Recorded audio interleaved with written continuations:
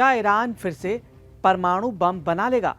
क्या ईरान को international atomic agency यानी आईएईए ने 90% यूरेनियम संवर्धित न करने की चेतावनी दी है?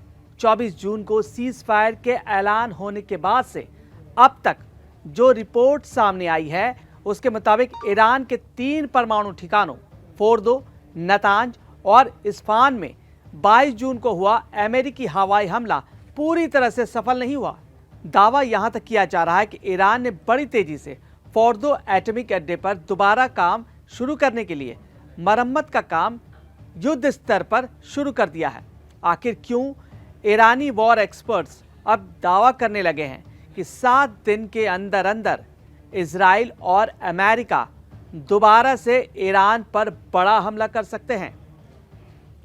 ईरान के शीर्ष शिया मौलवी अयातुल्ला नासिर मुकारिम ने राष्ट्रपति ट्रंप और पीएम नेतन्याहू के खिलाफ फतवा क्यों जारी कर दिया है? शुरुआत करते हैं उस खबर से जिसमें साफ साफ दावा किया जा रहा है कि ईरान पर अगले 7 दिन के अंदर अंदर बड़ा हमला हो सकता है। 13 जून को इजराइल ने ईरान पर अपने 200 फाइटर जेट से भयानक हमले किए थे। 13 और 14 जून को इजरायली सेना ने ईरान के 5 शहरों पर एक साथ हमले किए, जिसमें सबसे बड़े और घातक हमले तेहरान पर किए गए। इजराइल के इन हमलों में ईरान के 60 कमांडर और वैज्ञानिकों को एक झटके में साफ कर दिया गया। लेकिन 17 जून से लेकर 23 जून तक ईरान ने इजराइल पर ऐसा भीषण मिसाइल और ड्रोन हमला किया जिसने इजराइल की बुनियाद हिला दी। इजराइल की राजधानी तेल अवीव, बंदरगाह शहर हाइफा और बीरशेबा जैसे शहरों में ईरान की बैलिस्टिक मिसाइलों ने भयानक तबाही मचाई। खुद इजरायली मीडिया ने खबर छापी है कि इजरायली सरकार के मुताबिक ईरान के हमलों में इजराइल में 30,000 इमारतों को नुकसान पहुंचा है। यह वाकई में इजराइल पर ईरान का घातक हमला साबित हुआ। लेकिन 24 जून को सीज फायर के बाद जिस तरह से ईरान पर फिर से हमले की तैयारी हो रही है उसको लेकर बड़े बड़े खुलासे हो रहे हैं। तेहरान विश्वविद्यालय में राजनीति विशेषज्ञ और डिपार्टमेंट के एचओडी इब्राहिम मोताकी ने एक टीवी कार्यक्रम में यह बड़ा दावा किया है। ईरान इंटरनेशनल की रिपोर्ट के मुताबिक तेहरान विश्वविद्यालय के राजनीतिक विज्ञान डिपार्टमेंट के एचओडी इब्राहिम मोताकी ने एक टीवी कार्यक्रम में बोलते हुए इस बात का जिक्र किया।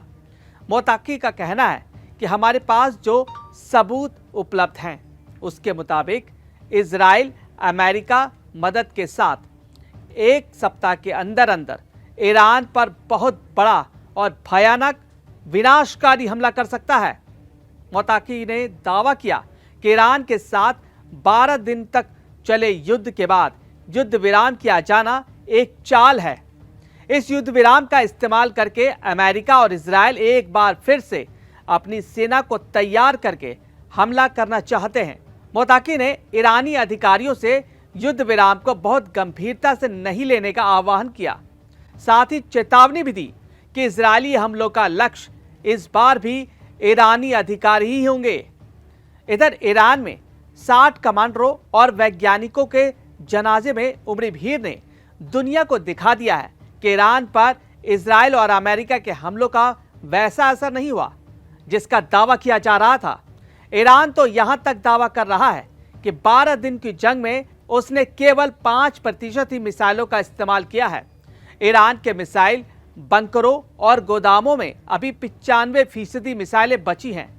यही वजह है कि ईरान दावा कर रहा है कि वो अमेरिका और इजराइल के हमले को दोबारा माकूल और भयानक जवाब देगा और हर हमले का बदला लेगा।